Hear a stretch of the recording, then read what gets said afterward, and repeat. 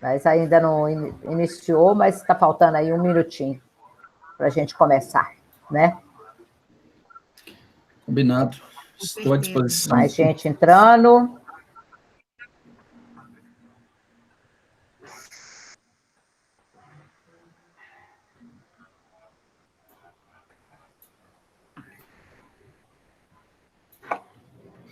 Vou tirar um pouco aqui.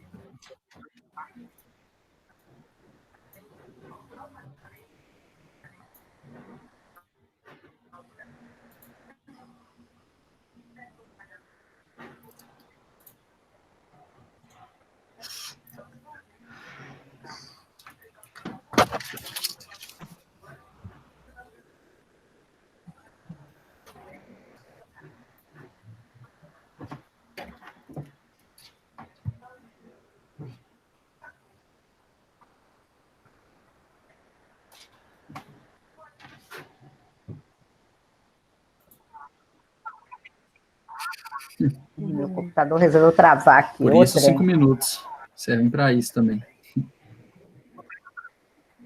Agora eu não consigo clicar no seu aí, em ver vocês. Ah, voltou. Ah, que horror. Credo. Ai, ai.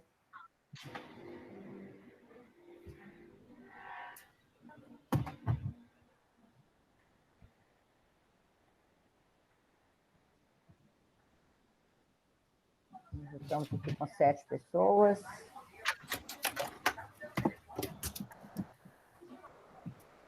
Mais gente.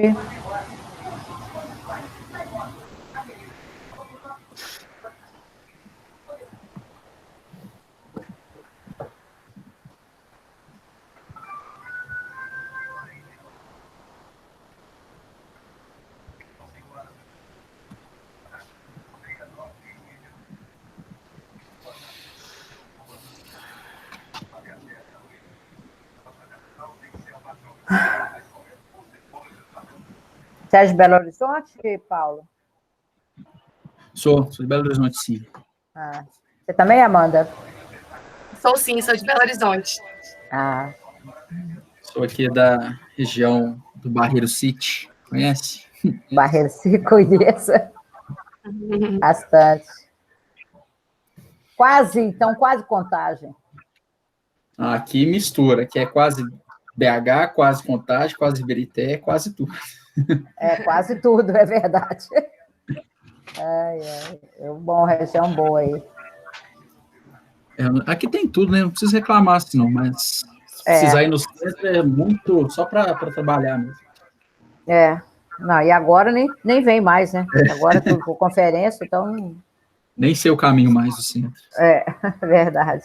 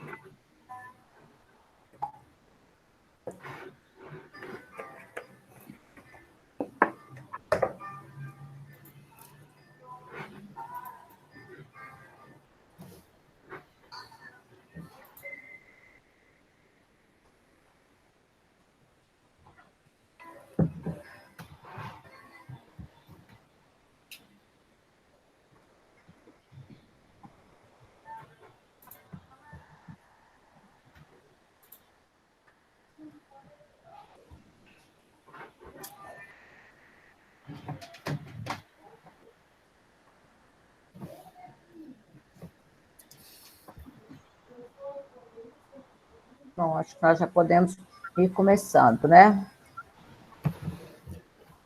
Vamos começar. Senão a gente não termina no horário. O bom é isso, né? Começar e terminar no horário. Bom de trabalhar com o webinar é exatamente isso, né? Gente, boa tarde a todos vocês. É um prazer estar falando aí com vocês novamente, né? Neste evento aí que já tem sido um sucesso aí na CESPRO, né, MG? Também tem gente com o microfone aberto, acho que é você, Amanda, que está com o microfone aberto. Opa, fechei aqui. E o Paulo também, que vai dando eco. Bom, então, assim, desde o ano passado, né, a gente vem fazendo esse evento da Mulher em Foco, e esse evento tem sido um evento muito interessante, né, na realidade, e tem tido uma audiência bastante bacana, de forma presencial. Vamos ver aí agora, do ponto de vista através de videoconferência, né, como é que vai sair, porque, na realidade, é a primeira vez que a gente está fazendo através de videoconferência, mas pelos outros encontros que a gente tem feito aí pela CESP, penso que vai ser muito bom, né, e muito participativo também, o que tem propiciado boas trocas de experiência. Bom, os assuntos, né, bom, de qualquer forma, né, não me apresentei, meu nome é Edna Menezes, eu sou vice-presidente da CESP, para quem não me conhece, né, e hoje os assuntos que a gente vai tratar, os que vamos tratar aqui hoje, sem sombra de dúvida, são muito importantes, né, para todas nós, nesses tempos que estamos vivendo aí, né. A gente vai ter aí o Paulo Felipe Rodrigues, né, que é o empreendedor responsável aí pela Tagarela School, e que vai propor, então, uma reflexão sobre a comunicação feminina com mais segurança e assertividade. Também vamos ter conosco, né, a Amanda Mello de Almeida e Silva, que é uma advogada criminal, compartilhará aspectos atuais da Lei Maria da Penha em tempos de Covid-19, né, que é um negócio que a gente está vendo aí toda hora na mídia, e eu acho importante a gente ter essa visão bastante firme e criteriosa aí da doutora Amanda, né? Então, são dois assuntos que a gente precisa conhecer mais, saber e discutir, com certeza.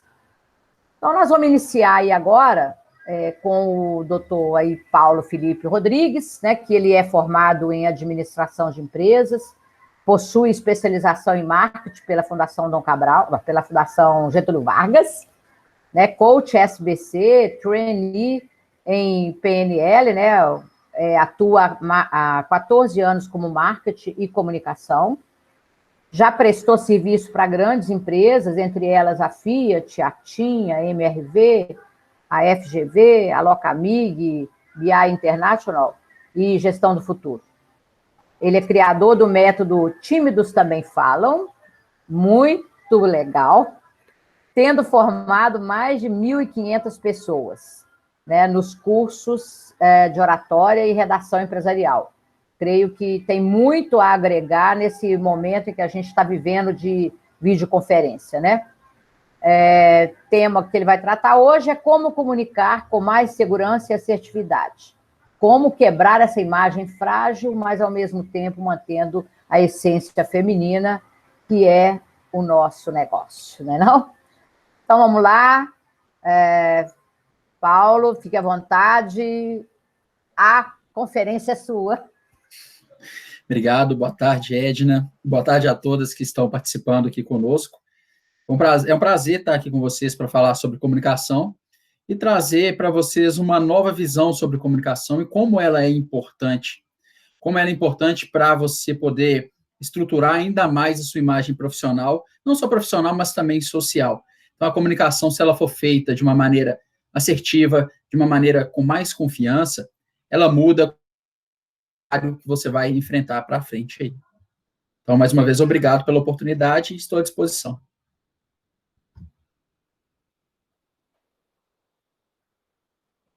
Seu microfone está desligado. Pronto. Vamos lá, então, que nós vamos fazer um bate-papo aí, né? A primeira questão que a gente tem aí para falar é como os rótulos atrapalham a comunicação. O que você fala sobre isso? Rótulos. Nós vivemos à base dos rótulos. Então, é interessante porque nós temos algumas visões pré-determinadas sobre determinados assuntos.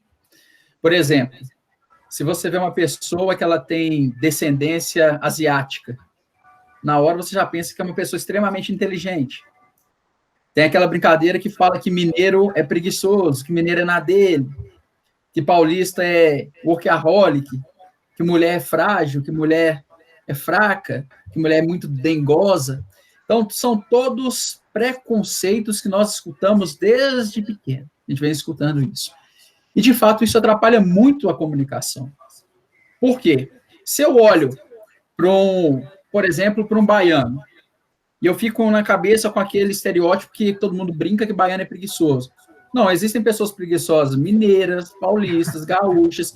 Então, isso tudo são rótulos que são criados. E aí eu chego para um baiano e vou brincar nesse sentido com ele. Eu vou perder completamente o sentido da comunicação ali. Então, quando você já tem um rótulo pré-definido para iniciar sua conversa, aquilo ali vai direcionar você para um caminho completamente errado, completamente fora do que você esperava. Então, o rótulo, ele é algo muito complexo, que não agrega em nada, na minha visão, na comunicação, porque ele traz elementos que não condizem realmente com aquela pessoa ou com aquele momento. Então, o exercício aqui agora é que a gente comece a pensar a comunicação de uma maneira mais neutra. Então, eu vou começar uma conversa com você, Edna. Eu não vou ficar imaginando que você é uma expert em TI, expert em direito. Eu vou conversar com a Edna. Daqui a pouco eu começo a entender como que a Edna é. Então, o nosso objetivo é quebrar esses rótulos. É uma coisa que vai ser bem... É possível a gente acabar com esses rótulos, Paulo? É uma coisa bem difícil, Edna. Por quê? Como eu falei no início, isso é cultural. Então, você, desde pequeno, você escuta: bola é para menino, boneca para menina, menino de azul, menina de rosa. Então, existem alguns ditados populares que vão enraizando de uma maneira tão forte que eu penso que essa nossa geração aqui agora é mais difícil tirar esses rótulos. Porque nós sempre vivemos assim. O rótulo, ele está aqui. Ele faz parte. Agora, o que eu vejo também é que nós temos um papel fundamental nas próximas gerações. Com certeza, né? Nessas próximas gerações, não rótulos, para que elas não enxerguem rótulos, enxerguem pessoas. Assim, ela vai conseguir, essas novas gerações, vão conseguir conhecer as pessoas com o coração mais aberto. Então, por consequência, a comunicação ela vai ser mais assertiva, mais direta. Então, cada um de nós aqui temos esse papel. Então, seu sobrinho aí de 1 ano começa a evitar brincadeirinhas de a mulher tem que trabalhar em casa e o homem tem que ir para a rua. Tem que começar já a tirar isso do cotidiano para que esses tipos de preconceitos, de rótulos, não cresçam nessa próxima geração, como cresceu na nossa. Isso tem tudo a ver com a forma como a gente atua, né? Eu morro de rir porque eu só tive filho homem, sabe? Então, tive 3 homens. Aí o pessoal me apelidava aqui em casa de Capitão Nascimento, sabe? Porque aqui é invertido o negócio. É muito engraçado. Mas é engraçado como que isso reflete neles, né? Então, eles hoje são pais, excelentes pais-mãe, sabe? Eles cuidam tanto quanto, né? Tanto que eles moram, tem 2 que moram na Alemanha, então o nível de criação é totalmente diferente, né? Totalmente diferente, mas é isso, porque não teve rótulo, né? Sim. Então, é bem aí. Mas veja lá, vamos falar do assunto que a gente quer saber, né? O mundo quer saber, o mundo dessa videoconferência. A mulher precisa criar um personagem para ser respeitada? Tipo eu, Capitão Nascimento? Não necessariamente, Edna. Por quê? O que eu gosto de falar sempre com os meus alunos? Eu tenho muitas alunas, 70% das pessoas que procuram são mulheres, então já é um indício que as mulheres estão preocupadas com essa relação da comunicação. Mas o que eu bato na tecla sempre, sou repetitivo, sou redundante, falo isso sempre. Que a questão de criar um personagem, eu prefiro que fique nos palcos, fique na dramaturgia. Por quê? Se eu sou uma pessoa muito tímida, muito, muito, muito. E aí eu crio um personagem. Eu chego no trabalho, eu sou outra pessoa. Saio do trabalho, eu volto a ser tímido. Qual que é o problema disso? O problema é que essa máscara, uma hora vai cair. E aí, se essa máscara caiu, você vai criar aquela percepção falsa. E quando você cria uma imagem falsa, para desfazê-la, é muito complexo. Então, o que eu falo com elas é o seguinte, não precisa criar um personagem. Eu tive uma chefe, quando eu trabalhava numa determinada empresa, que ela criou um personagem que ela era a Dona Onça, brava, muito brava, muito brava. Na cabeça dela, eu imagino que ela pensava assim, esse é o modo para que as pessoas me respeitem. Só que ela não gerava respeito, ela gerava medo, que é completamente diferente de respeito. Então, quando ela começou a gerar medo na equipe, as pessoas até entregavam, mas entregavam só o básico, porque não tinha coragem de criar um novo com medo dela xingar.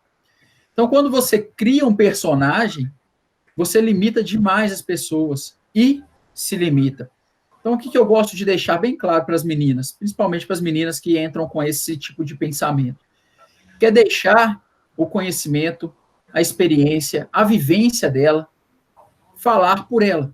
Então, ela não precisa impor nada. Durante o convívio diário, todo o conhecimento, toda a experiência dela vai formando aquela imagem profissional que ela tanto deseja, que ela tanto quer que seja respeitada. Então, primeiro, evite personagem. Segundo, evite entrar em rota de colisão com as pessoas, porque a comunicação ela não pode servir para afastar as pessoas. Ela tem que juntar as pessoas. Então, evitar conflitos, usar o que você tem de melhor, a sua experiência, deixar isso transparecer. E aí eu tenho certeza que tudo que ela está na mente, que precisa criar um personagem, tudo, vai por água abaixo, porque ela vai se sentir mais honesta, mais humana. Então, nesse sentido, se a menina, a mulher, tiver isso na cabeça de criar um personagem, eu sugiro que tire de vez tanto da cabeça quanto do coração. Deixa eu corrigir, hein? Eu não criei o personagem, não. Foi meus filhos que me apelidaram. Você ganhou o personagem. Eu ganhei, exato. Mas é brincadeira deles. Também não é assim, não, tá bom? Bom, mas aí, quais os elementos, então, que trazem mais segurança para as mulheres? O que você acha aí, na sua opinião? Eu listei aqui 3 pontos que elas conseguem observar de uma maneira mais tranquila. O primeiro, que é a parte corporal. Qual que é a tendência quando a pessoa ela não se encontra confiante ali perante a outra? Ela vai ter uma postura mais tentando se esconder. O corpo dela fica mais curvado, ela fica tentando, de qualquer forma, não aparecer. Qual que é o problema disso? Quando a pessoa ela adota esse tipo de postura como uma ferramenta de defesa, automaticamente o corpo dela começa a produzir um hormônio chamado cortisol, quando ela está muito tentando se esconder. O que isso acontece? O cortisol vai mudar, de qualquer forma, a fisiologia. E aí essa pessoa ela vai ficar cada vez mais nervosa e não vai conseguir, de fato, passar a informação dela. Então, o primeiro passo que a mulher consegue identificar ali é em relação à postura. Então, a postura mais ereta, mais confiante, por consequência, olha que legal isso. Quando você está com uma postura bem firme, bem confiante, você emite um comando para o seu cérebro, falando com ele algo parecido. Eu estou nervosa, mas eu vou tentar ficar aqui. Então, o que acontece? O seu cérebro já começa a produzir a testosterona, que é o hormônio da confiança. Então, olha como que o seu corpo ele é uma usina de energia. Energia boa ou energia ruim. Depende de você, qual que você vai utilizar. Eu sempre sugiro que opte pela opção da energia boa. O segundo aspecto, a questão da voz. Quando nós estamos mais nervosos, assim, a tendência é que você comece a falar muito mais rápido, vai falando mais rápido, e aí a sua voz vai ficando cada vez mais aguda. E uma voz aguda, ela é percebida pela outra pessoa como uma voz de uma pessoa que está nervosa, desconfortável. Então, qual que é a dica aqui? É que você, quando começar a falar, percebeu que está falando muito rápido, opa, calma. Deixa eu parar aqui um pouco, começar a respirar mais, usar as vírgulas e os pontos para fazer pausas estratégicas. Essas pausas fazem com que você respire melhor e, por consequência, você também consegue soltar a palavra de uma maneira mais fácil das pessoas entenderem. Porque quando você acelera demais a fala, outra tendência é que você aperte a sua mandíbula. E aí você vai falando meio entre os dentes. E é mais um complicador. Então, quanto mais rápido você começar a falar e ver que a sua voz está ficando cada vez mais aguda, calma, respira. Aquilo ali não é um momento de tortura, é um momento de oportunidade para você. Então, é dar um novo significado para que aquele momento da comunicação não seja algo tão difícil, tão complexo. E o terceiro ponto, que eu entendo que seja o mais importante, que é a mudança de percepção em relação à comunicação, que foi isso que eu comecei a falar aqui agora. Então, imagina só, você passou 5, 6, 20 anos na academia, estudando muito, chega na hora, você não fala. Você não dá essa oportunidade para que as pessoas conheçam o seu conhecimento. Além de ser algo que você vai tirar uma grande oportunidade das pessoas criarem conexão com você por meio do seu conhecimento, você também está limitando que as outras pessoas aprendam. Então, todo mundo perde. No fim das contas, todo mundo perde. Então, quando você muda essa percepção em relação à comunicação, trazendo para o lado que a comunicação é uma oportunidade, mesmo que naquele momento você não esteja feliz, não esteja tão confortável em se apresentar, mas é o primeiro passo. E é um passo muito sólido para que você comece a se comunicar de uma maneira mais segura e mais assertiva. Então, são esses 3 passos. Uhum. Voz, corpo e a atitude que você precisa mudar em relação à comunicação. Tem algo mais, Paulo, que você queira falar para a gente falar do outro assunto e depois misturar tudo, ficar junto misturado? Então, Edna, eu quero deixar um recado que, para reforçar esse último ponto, quem tem dificuldade de falar em público, quem fala assim, não vou falar porque vai ser um desastre, para com isso, porque você tem conhecimento, você tem experiência. Isso que eu estou falando não necessariamente é só para quando você estiver no webinar ou quando você estiver numa palestra. Não, quando você estiver com a sua equipe. Isso facilita a forma como você lidera. Porque a equipe, ela é muito espelho do líder. Então, se o líder é muito fechado, o líder não se comunica, os processos podem travar por isso. Imagina só o prejuízo que você vai ter. Porque uma pessoa deixou de fazer uma coisa porque ela teve vergonha de perguntar. Então, a partir de hoje, se eu tiver colocado pelo menos uma pulga atrás da orelha das pessoas que estão aqui conosco, em relação à comunicação, já estou bem feliz e estou à disposição aí para que vocês tirem qualquer dúvidas em relação à comunicação. Vai ter um tempo para deixar os contatos ou já posso deixar agora? Não, vai, mas eu penso que a gente vai passar a palavra para a doutora Amanda e eu acho que os assuntos vão se misturar, sabe? Então, Ótimo. Penso que fique por aí, a gente tem algo para falar junto, eu acho. Tá Combinado. Certo? Obrigado, Edna. Então, boa palestra, Amanda. Então, nós vamos passar agora a palavra para a doutora Amanda Mello, de Almeida e Silva. Ela é advogada criminal e palestrante, é vice-presidente da OAB, jovem, MG, né? Pós-graduada em Direito Processual pela PUC Minas e cursa pós-graduação em Ciências Criminais pela Estácio de Sá.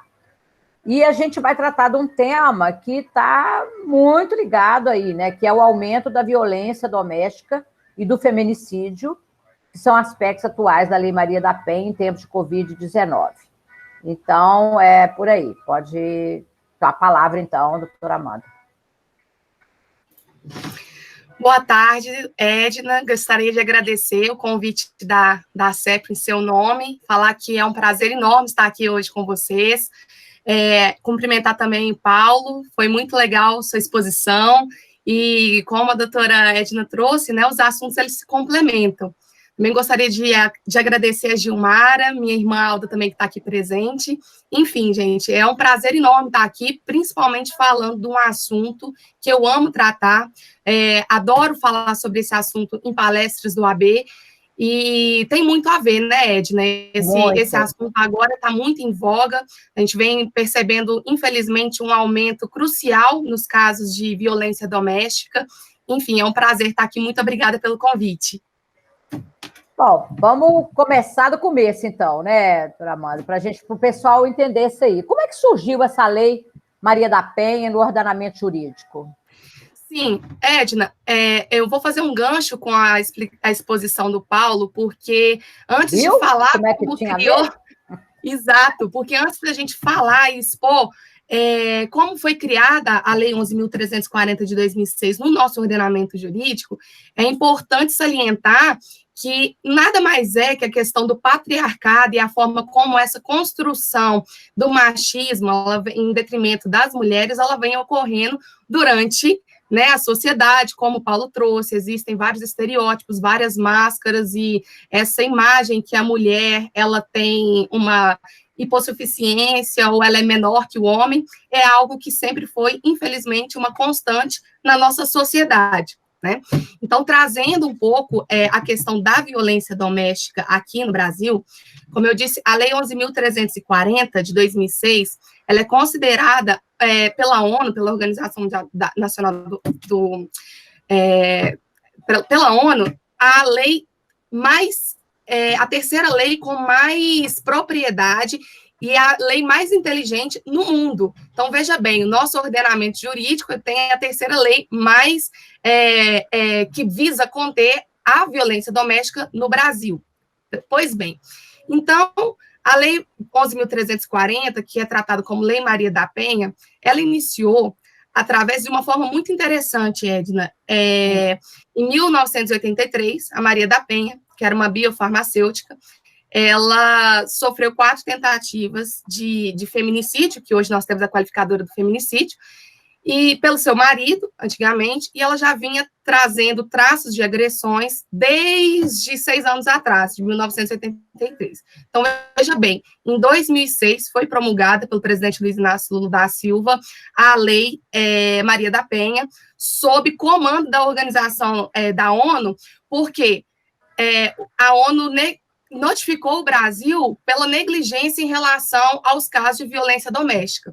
Então, dessa maneira, foi iniciado a Lei Maria da Penha, e vários traços, porque a Lei Maria da Penha, ela não visa conter apenas, por exemplo, relações heteroafetivas, ela também se aplica para relações homoafetivas entre mulheres. Então, por essa razão, veja bem, uma lei de 2006 já trazer para o ordenamento jurídico a questão das relações homoafetivas, que foi algo que vem sido colocado na sociedade no Brasil como todo por agora, então, por isso ela é considerada uma lei muito inteligente, e é uma lei para mulheres. Muitas pessoas questionam isso, Ed, porque a Lei Maria da Penha é uma lei estrita de proteção às mulheres, então não se aplica aos homens. Quando um homem, por exemplo, sofre algum tipo de agressão dentro do ambiente familiar, essa legislação não é aplicada, porque justamente veio com o contexto de empoderar as mulheres e trazer na sociedade uma forma de proteção às mesmas. Pois é. E o que significa a violência doméstica, né? E quais são os conceitos, então, previstos na lei? Porque, de repente, a pessoa não tem o entendimento nem do que é a violência doméstica no conceito da lei, né? E a gente vê que muitos casos começam, muitas vezes, de uma maneira muito sutil, com uma comunicação inadequada, né? E aí essa comunicação inadequada vai tomando vulto, até virar uma coisa absurda. E o mais interessante é que a gente vê que isso não acontece só na classe menos esclarecida, né? A gente vê que isso está em todas as instâncias de educação, de poder aquisitivo, etc. O que significa, então, essa violência doméstica? Pois bem, Edna, a Organização das Nações Unidas, a ONU, ela trouxe essa notificação para o Brasil. E o interessante disso, porque o conceito de violência doméstica, ele não é muito bem compreendido pela sociedade. Por isso, as políticas públicas estão sendo tomadas ultimamente com maior força, para que haja uma maior compreensão da sociedade como um todo, do significado e da abrangência dessa legislação. Então, por quê? Quando nós percebemos uma situação de violência doméstica, nós temos um inconsciente coletivo que percebe ser apenas a última razão ali, ou seja, a agressão. Então, às vezes, a pessoa tem aquela visão, a mulher, ela sofreu violência doméstica, ou então um filho recebeu violência doméstica de algum parente, porque a lei basta que haja a coabitação ou uma relação afetiva. Então, muitas pessoas não sabem qual que é o conceito dessa questão da violência doméstica. A violência doméstica, ela pode ser caracterizada em diversos fatores, como, por exemplo, o fator psicológico. Então, o que é uma violência doméstica psicológica? É quando o agressor, em detrimento da vítima, faz atitudes com que ela se sinta menosprezada, diminuída, menos favorecida em relação a ele. Então, quando existe algum tipo de denúncia caluniosa, de injúria, de difamação, qualquer tipo de comportamento que visa a diminuir a mulher é considerado violência doméstica. No mesmo sentido, também é considerada violência patrimonial, ou seja, quando aquele que coabita, o agressor, ele evita que a mulher exerça algum tipo de trabalho, exerça algum tipo de função social, né? Não permita que ela tenha os seus próprios bens, pegue os bens dessa mulher, então isso também é caracterizado violência doméstica, violência patrimonial. Um outro caso é a violência moral, que também coaduna com a violência psicológica, que é o fato de práticas de crime contra a honra, como injúria, difamação e calúnia, em relação a essa mulher, ou a diminuição da honra da mesma perante a sociedade.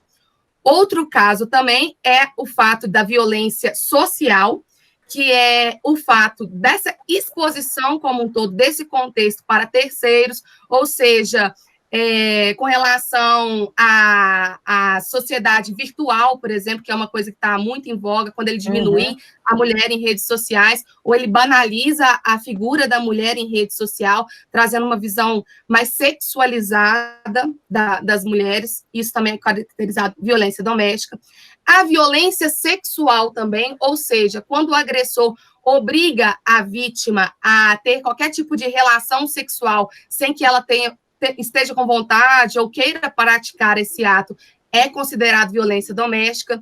De igual modo, também, a violência sexual, ela pode ser caracterizada pelo agressor que, por exemplo, exige de sua companheira que ela utilize de métodos contraceptivos, por exemplo, utilização de anticoncepcionais. Então, a gente percebe, Edna, que antes existem estudos psicológicos que antes da mulher ser literalmente agredida, e agora eu trago como última ratio, infelizmente, o feminicídio, a tentativa de feminicídio, ela vem sofrendo, durante a relação como um todo esse amparato de violência.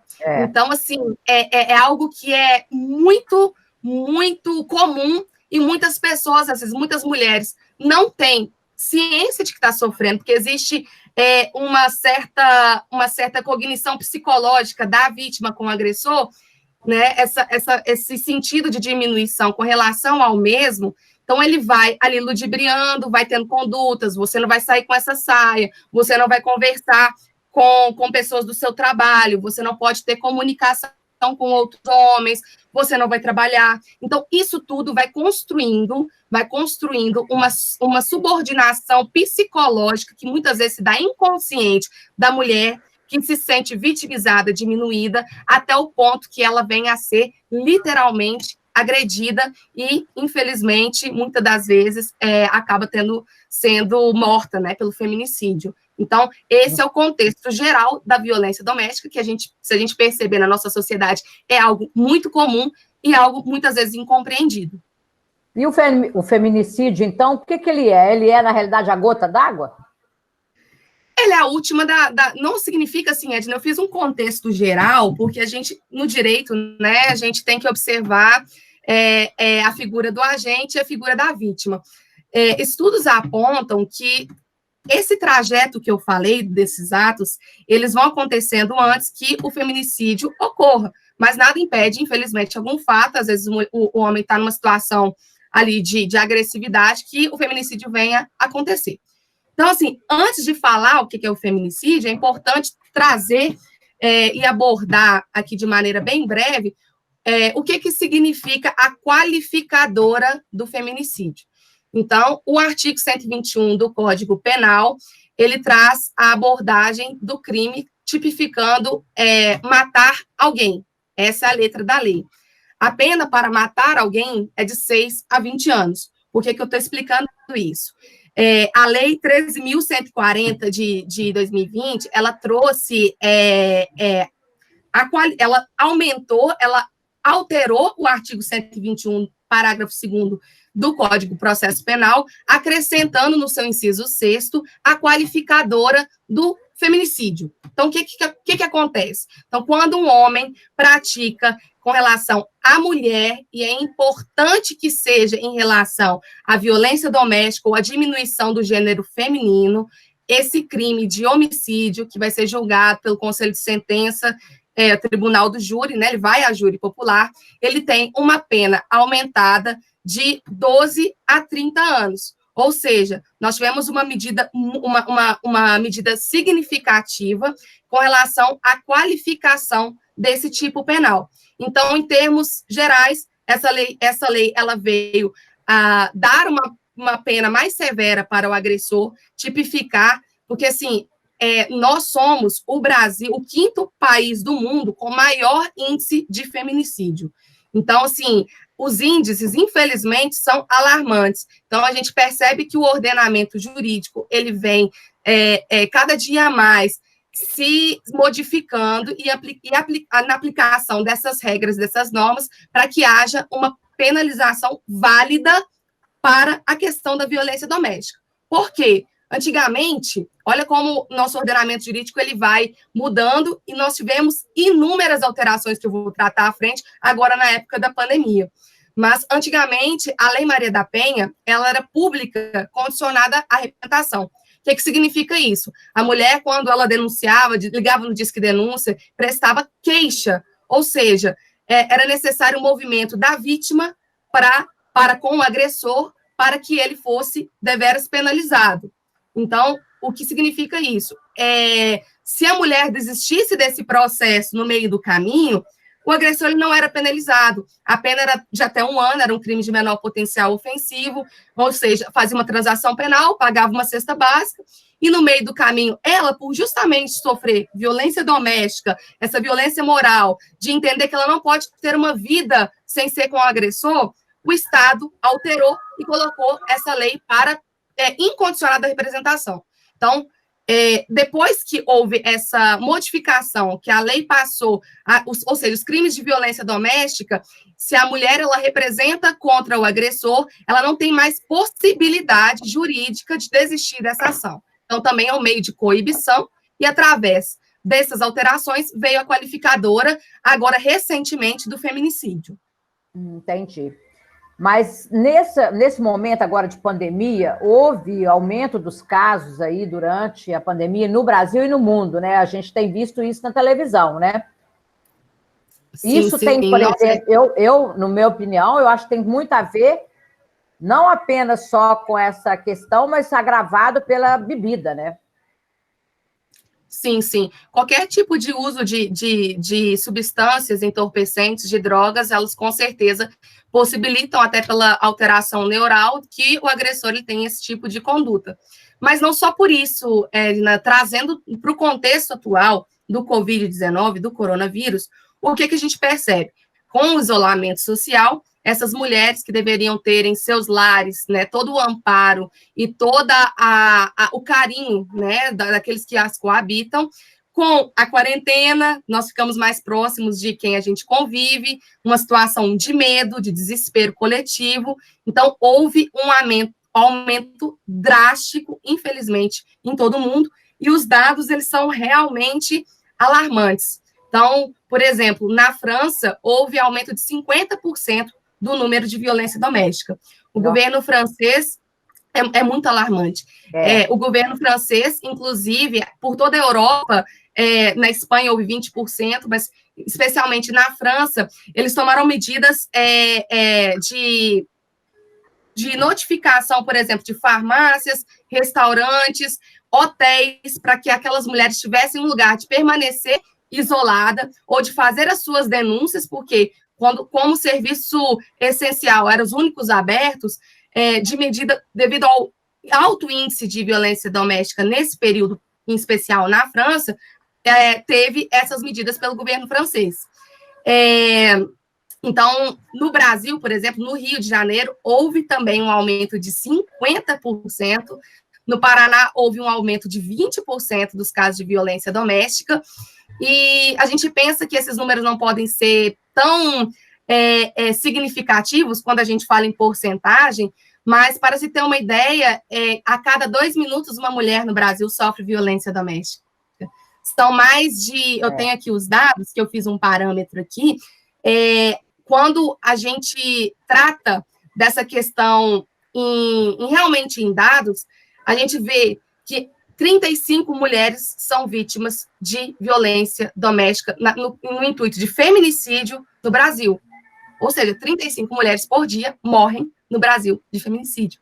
Então, você imagina isso numa situação de isolamento social, numa situação de convivência com os seus agressores, sem que haja uma política pública que realmente possa coibir e alterar esse fator, né, social e esse fator de consciência da sociedade com relação a esse problema que é muito grave. Mas eu imagino, Amanda, que a dificuldade grande, inclusive até de conseguir a comunicação disso aí, né? Para que as pessoas possam entender sobre essa questão, porque se está guardado ali, tem aquele estereótipo, né? De que é briga de marido e mulher, não se mete a colher, isso é uma outra idiotice muito grande, né? É um estereótipo danado, né? Então, assim, no período agora de quarentena, teve alguma novidade referente a essa lei Maria da Penha em relação à violência, referente à violência doméstica? Alguma novidade? Sim. A gente teve várias alterações legais, embora os jornais eles vêm noticiando, sim, os altos índices. Das medidas cabíveis, né? As medidas cabíveis, como você diz, esse estereótipo de que briga de marido e mulher não se mete a colher, tem que meter a colher sim, porque os dados são alarmantes. Então, nós tivemos, por exemplo, esse ano, aqui em Belo Horizonte, aqui no estado de Minas Gerais, o projeto-lei 11.076 de 2020, que ele está em trâmite ainda para ser aprovado, que diz respeito à implementação da possibilidade da mulher fazer o boletim de ocorrência virtual. Ou seja, facilita muito a questão da vítima, porque às vezes ela está dentro do ambiente familiar. O que acontece na prática? Como principalmente na pandemia, tem os filhos para cuidar, está sofrendo violência doméstica, a Polícia Civil do Estado de Minas Gerais está com esse projeto ele sendo aprovado pelo nosso governador, vai implementar a delegacia virtual, ou seja, através do celular mesmo, ela consegue fazer o boletim de ocorrência. Eu tive, na semana retrasada, uma experiência assim, que embora às vezes a gente não esteja sancionada, previsto lá no site da Polícia Civil ainda a possibilidade de fazer esse boletim de ocorrência, na prática, tanto a polícia ostensiva, quando a mulher liga no Disque Denúncia, no 180, está colhendo o depoimento dessas vítimas para que haja a representação. Então, é um meio do Estado aí agir de uma maneira mais abrangente com relação a essas vítimas, facilitando, né, a comunicação e a orientação da violência doméstica com relação à polícia militar, à polícia civil. Sim. Pode falar. Um outro ponto também muito interessante foi o sancionamento da Lei Estadual 23.643 de 2020. O que essa lei traz? Veja bem, olha como é interessante, até a gente falando desse estereótipo de briga de marido e mulher, a gente não mete a colher. Essa lei obriga aos síndicos, ou aquele que domina uma situação condominial, de qualquer indício ou confirmação de prática de violência doméstica, o síndico ele é obrigado a notificar tanto os órgãos de segurança pública, seja o Ministério Público, seja a Polícia Civil, seja a Polícia Militar, da prática ou indício de violência doméstica. Ou seja, essa lei ela veio agora durante o período de pandemia, de acordo com o decreto, né, federal de fechamento, né, dos estados, e aqui em Minas Gerais nós temos essa alteração. Outro ponto muito importante também, que veio agora em março de 2020, foi o sancionamento da Lei 13.984 de 2020. Ou seja, nessa lei, que é a terceira alteração legislativa, ela já é uma lei federal que ela altera os artigos da Lei Maria da Penha no sentido de que haja medidas de segurança pública com o intuito de promover palestras de orientação psicológica, pedagógica, tanto para as vítimas e tanto para os agressores. Então, essa lei, ela possibilita o Estado de agir não só de uma maneira punitiva para os casos que são necessários, como o aumento de pena do feminicídio, como eu trouxe, mas também traz essa questão de reabilitação e de mudança da consciência coletiva, principalmente com relação ao âmbito familiar, promovendo, assim, um cuidado psicológico, terapêutico aos agressores e às vítimas. Então, essas foram as 3 alterações que eu julgo ser de maiores importâncias que a gente teve aqui no Brasil com relação à Lei 11.340. Aí eu jogo aí uma pergunta aí para o Paulo, porque eu vejo, Paulo, eu acho que no ambiente familiar, né, a comunicação é algo que você não pode prescindir de trabalhar de maneira extremamente correta, porque muito das violências domésticas começam por aí, você não acha? Faz total sentido, Edna. Eu gosto de falar assim, isso aqui, gente, é só uma ilustração, tá? Se você tiver com raiva da pessoa, você puxa o cabelo dela, mas não fala uma palavra fora de contexto, não, porque a palavra machuca muito. A palavra machuca muito. E essa palavra, ela vai ficar guardada na cabeça da pessoa. Então, tem que tomar muito cuidado. Uma palavra que, para você, é algo banal, para aquela pessoa não é. Para aquela pessoa é algo ofensivo. Então, a partir do momento que ela interpretou dessa forma, aquele momento que poderia ser um momento bom para a família, um momento de lazer, já vira um momento tenso. Então, não é chegar e falar de qualquer jeito. Você tem que pensar muito antes de falar. Tem muitas pessoas que gostam de falar assim, ó. Aí eu falo, custa o que custar, doa quem doer. Não é bem assim que as coisas funcionam. Não é bem assim. Então, a comunicação, se ela for pensada de uma maneira estratégica, mas não é o estratégico de eu falar, escrever tudo que eu vou falar, não. Porque senão fica um robô falando. Não faz sentido. Mas você imaginar quais que são as consequências da sua palavra. Sejam consequências boas ou consequências ruins, e medir o que vale a pena ou não naquele momento ali. Exato, né? Eu acho que esse tipo de assunto, né, casou muito, né? É o que eu falei no princípio, né? Porque eu acho que tudo tem a ver com a comunicação, né? A gente conserta as coisas com comunicação, né? E se a gente consertar desde o princípio, não chega no feminicídio, né? Não chega às vias de fato. Então, assim, inclusive a comunicação até da pessoa, né? Lá na delegacia da mulher, por exemplo, né? A pessoa chega num estado tão deprimente que ela não consegue se comunicar, não é isso? A pessoa perde até a razão quando ela vai conversar, porque ela chega num estado de nervo, numa coisa absurda, né? Então, assim, eu vejo que a comunicação, ainda, né, falando disso, comunicação é tudo, né? É tudo, né? É tudo mesmo. Eu falo que aqui na minha casa tem um depoimento, vou dar um depoimento aqui. Aqui na minha casa tem, como eu falei, criei 3 filhos homens, né? E meu marido sempre foi de muita comunicação, de muita fala, etc. Aí sempre a gente corrigia nossos meninos numa mesa redonda. Essa mesa redonda existe desde quando a gente casou. Ela continua aqui em casa até hoje.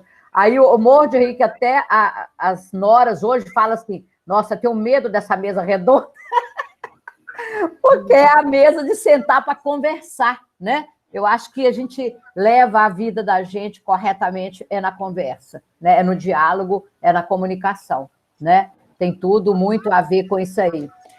Pessoal, eu queria abrir aí perguntas, né? Alguém tem alguma pergunta para fazer aí para o Paulo, para a Amanda?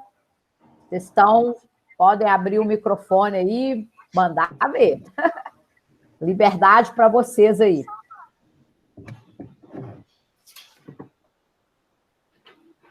Enquanto o pessoal prepara as perguntas, uma Ah. questão também, como que essa questão de feminino e masculino no Brasil é tratado de uma maneira bem estranha, e eu discordo completamente. O próprio português, língua formal, se eu falo bom dia a todos, tá certo. Por que eu não posso falar bom dia a todas as pessoas? Olha, Com certeza, como isso é complicado. Você já traz isso lá do prezinho, quando você começa a aprender português. Então, nós temos um caminho muito grande para... Agora, engraçado que a Amanda falou aí da questão da França, né, Amanda? Do aumento do feminicídio. E eu fiquei bem pensando mesmo, tem 2 irmãs que moram na França, casada com 2 franceses, e é uma característica mesmo, o francês tem uma característica tão machista quanto aqui no Brasil, né? A gente pensa que não, mas e é engraçado. E até você vê isso do tanto que eles aceitam, por exemplo, a subjugação da mulher islâmica lá dentro do país deles. É um absurdo isso. Eles estão dentro, você está dentro de um país, vem o islamismo, né, para dentro de um país que é totalmente diferente, e eles aceitam a subjugação mesmo do feminino lá dentro da França. É uma coisa muito doida, né? Sim, eu trouxe a França a título de exemplo, porque se a gente ficasse aqui fazendo um contexto, principalmente na questão da União Europeia, a gente percebe essa diferença de tratativa entre os países.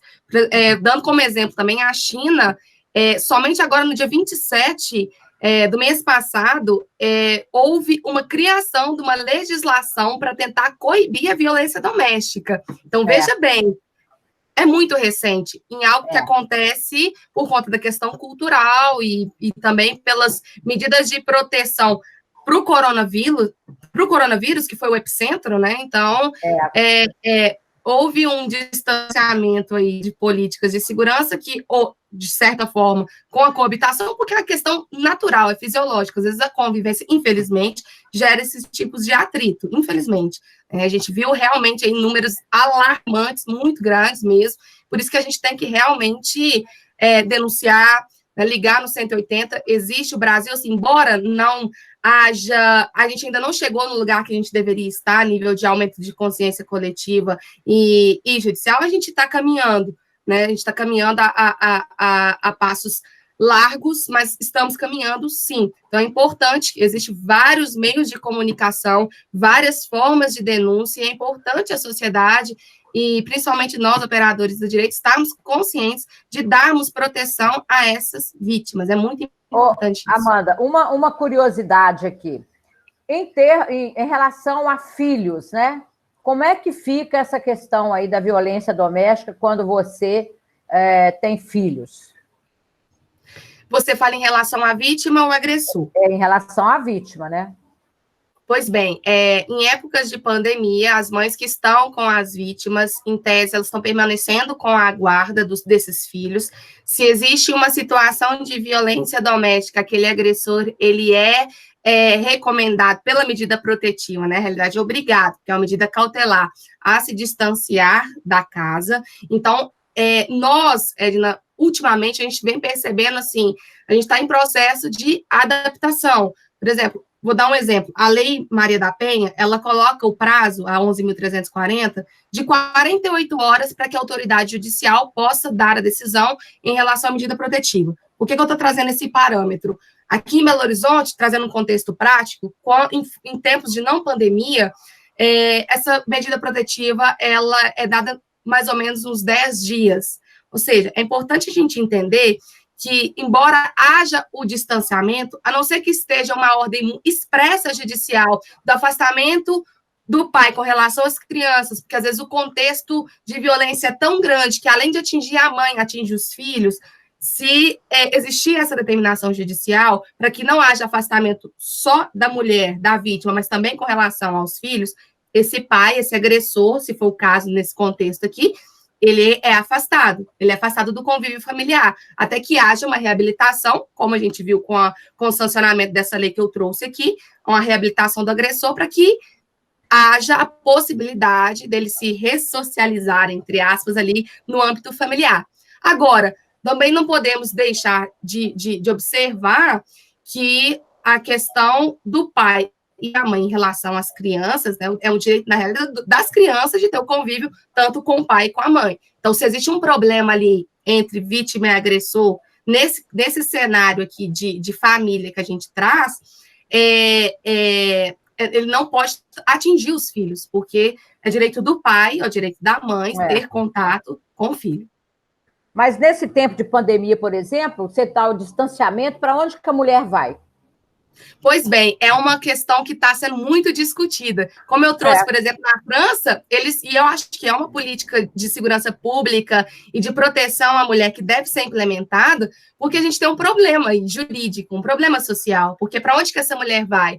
Né? Principalmente as mulheres, porque quando a gente olha essa questão do feminicídio, pasmem, 6% das mulheres que sofrem feminicídio são negras. Então, assim, e são mulheres de um contexto, infelizmente, social, de baixa renda. Então, existe essa leitura. Então, para onde essas mulheres vão? Né? Nós temos que caminhar nesse sentido. Na França, como eu trouxe, o Estado, o governo, fecharam hotéis, esvaziaram hotéis para que essas mulheres elas fossem encaminhadas para esses hotéis, pudessem cumprir a quarentena e o isolamento social nesses hotéis, que é algo que a gente não... Eu achei super interessante nesse tempo, que a gente está em adaptação jurídica, adaptação de tudo, achei super interessante a medida que alguns países da Europa tomaram. Aqui no Brasil, infelizmente, a gente vem vendo assim, tem violência doméstica, a mulher vai para a casa da mãe, da família, procura uma medida de distanciamento, por quê? Medida protetiva, 200 metros de distância que tem que manter, não tem tornozeleira eletrônica para poder controlar isso de forma que basta, né, que o Estado consiga realmente ter essa noção de distanciamento. Então, assim, tem várias coisas que precisam de ser evoluídas, mas a gente tem que lutar, né, para implementar esse consciente, para que haja realmente uma proteção da mulher. Tá. Então, vou ler aqui umas perguntas aqui. Uma pessoa colocou que foi excelente explanação da doutora Amanda. Achei muito interessante o link entre tema de comunicação com a questão da Lei de Maria da Penha, né? Também acho, porque tem tudo a ver, né? É impressionante como o aumento do empoderamento feminino, muitas mulheres ainda estão em relacionamento abusivo e sujeitando a esse tipo de abusos. Como você acha que isso pode ser diminuído? Sim. A pergunta serve para os dois, né? Você quer responder primeiro, Paulo? Fica à vontade.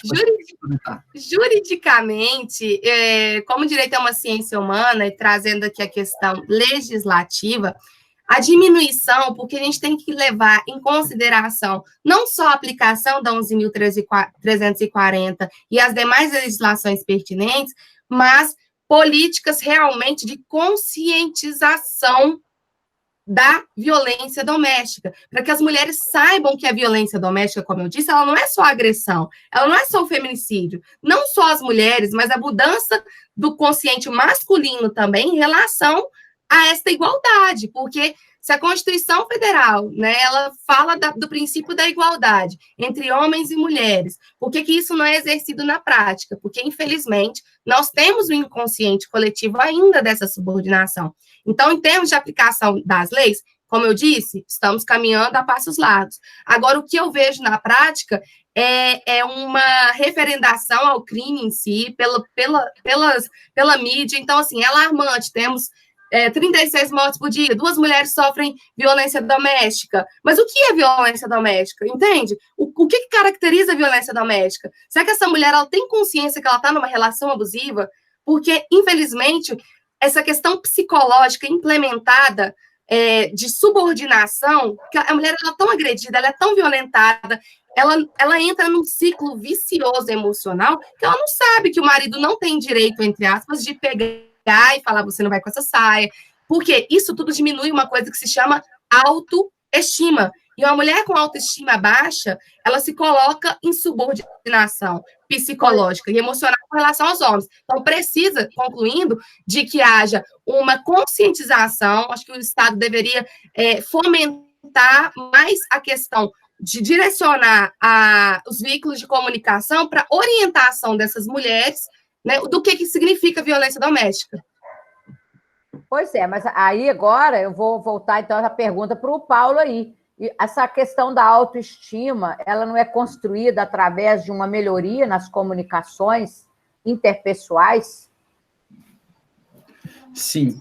Tem um porém também, Edna, que é o seguinte, só para complementar o que a Amanda falou, que eu vejo, tudo que ela falou concordo plenamente, e eu vejo também uma falta de, em determinados momentos, uma falta de união entre as próprias mulheres. Como assim?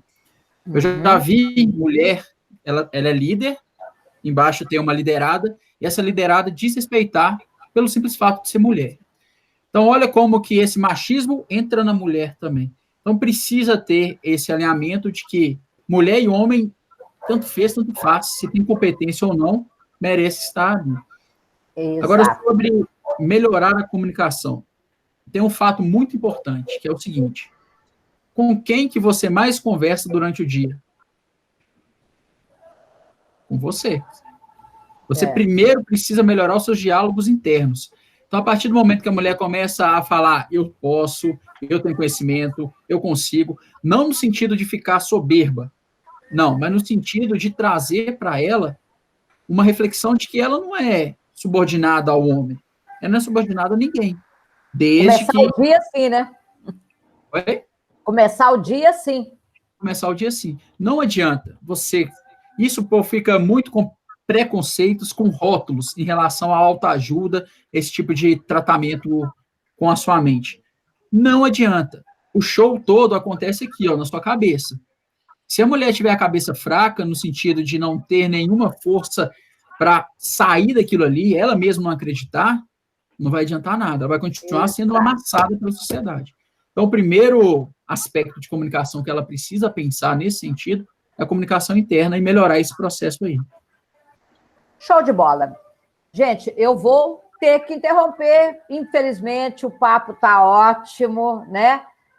Eu acho que é um assunto que, se a gente quiser, a gente fica aqui a noite inteira falando, mas a gente tem o dever, né, de parar com 1 hora, que senão a gente não dá conta, né? O nosso pique está muito grande, é de manhã até tarde, noite, tudo de falando, né? Então, eu gostaria, então, para finalizar, gostaria muito de agradecer em nome da ACES para o MG, né?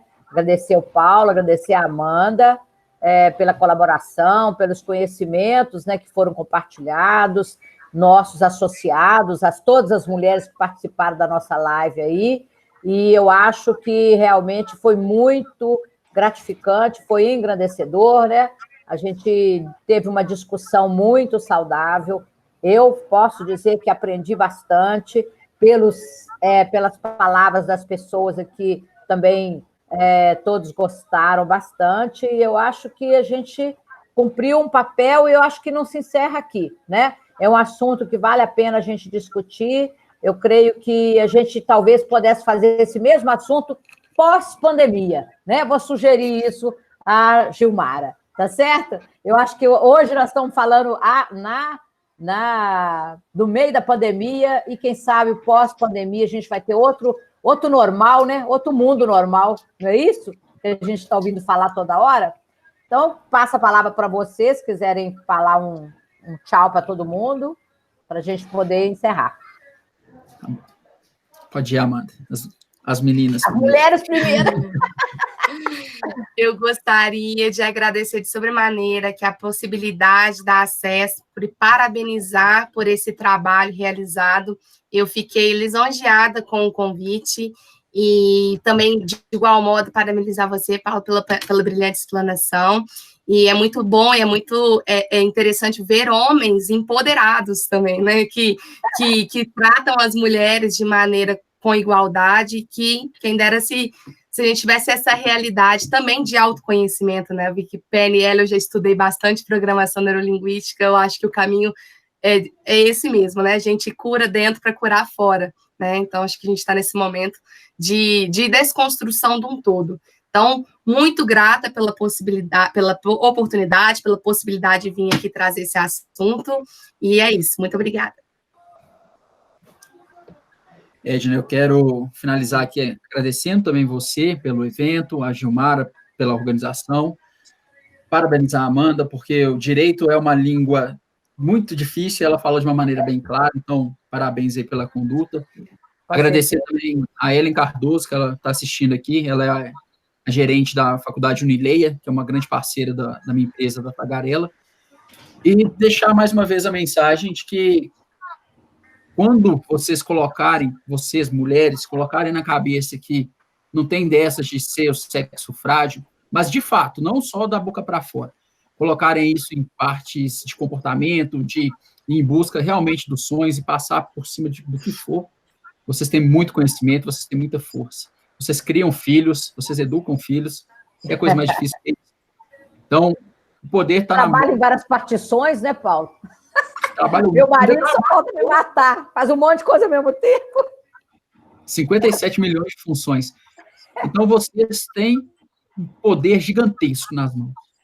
Basta utilizá-los, mas utilizá-los daquela maneira que abra o peito e fala, agora é minha vez. Então, mais uma vez, quero agradecer vocês e, precisando de qualquer informação, eu estou à disposição. E até a próxima. Muito obrigado, viu? Deixa meu Instagram. Deixa meu Instagram, quem quiser me seguir, @opaulofelipe, e o da empresa, @Tagarela School. Tem muito conteúdo lá de comunicação para vocês. Também vou deixar meu contato, @AmandaMeloADV, estou à disposição também. Ok, gente, muito obrigado novamente. Foi um prazer enorme estar com vocês, adorei as palestras, né? Tenho certeza que todos gostaram demais. E continuem, né, acessando as nossas redes sociais também, da CESP MG, porque lá a gente está divulgando muito evento bacana e aberto a todo mundo. Acho que todo mundo tem a contribuir, é muito legal, né? Boa noite a todos, né? E até breve. Vamos fazer o pós-pandemia. Tchau para vocês, muito obrigada. Obrigada, Edna. Um abraço. Obrigada, Paulo. Obrigada a todos. Obrigado, obrigada, pessoal. Abraço a todos.